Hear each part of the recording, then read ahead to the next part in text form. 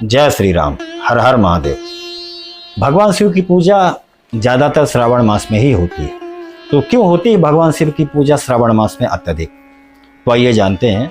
लेकिन इन प्रश्नों के उत्तर मैं आपको दो प्रकार से दूंगा। पहला शास्त्रों के अनुसार, दूसरा वैज्ञानिक पद्धति के अनुसार। तो पहले शास्त्रों के अनुसार, हमारे शास्त्रों के अनुसार 5 देव होते हैं, जैसे भगवान सूर्य, माता दुर्गा, गणेश, भगवान विष्णु और भगवान शिव।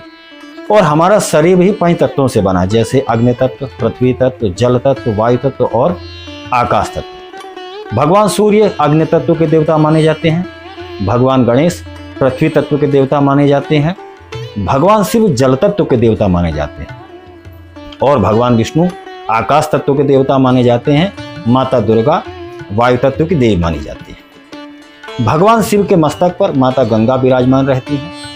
भगवान शिव का स्थान कैलाश पर्वत है, जो हमेशा बर्फ से ढका रहता है और बर्फ जल का ठोस रूप है। भगवान शिव के 12 ज्योतिर्लिंग भी या तो समुद्र या नदियों के किनारे ही मिलते हैं। भगवान शिव की पूजा में सबसे महत्वपूर्ण वस्तु होती है जल, और सर्वाधिक मात्रा में जल होता है श्रावण मास में। यह तो शास्त्रों के अनुसार हो गया।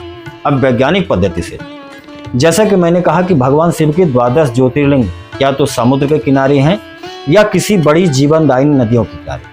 हमारे जीवन का सबसे महत्वपूर्ण जो अंग होता है वो तो जल। धरती पर जल भी 71% है और हमारे शरीर के अंदर भी जल 70%। और कहा जाता है कि जल ही जीवन। तो जल को शुद्ध रखने के लिए भगवान शिव यह कार्य करते हैं। कैसे?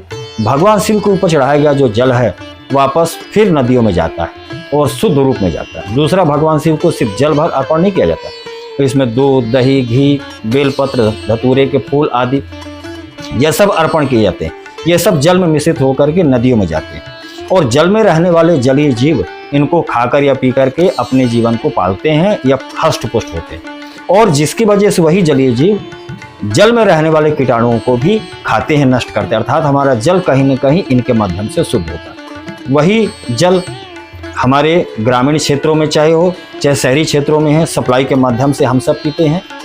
और गंदा जल हमें ना मिले इसलिए यह प्रक्रिया की जाती है। और सबसे गंदा जो जल होता है वह होता है श्रावण के महीने में, अर्थात जब बारिश का मौसम होता है तब यह गंदा जल ज़्यादातर एकत्रित होता है।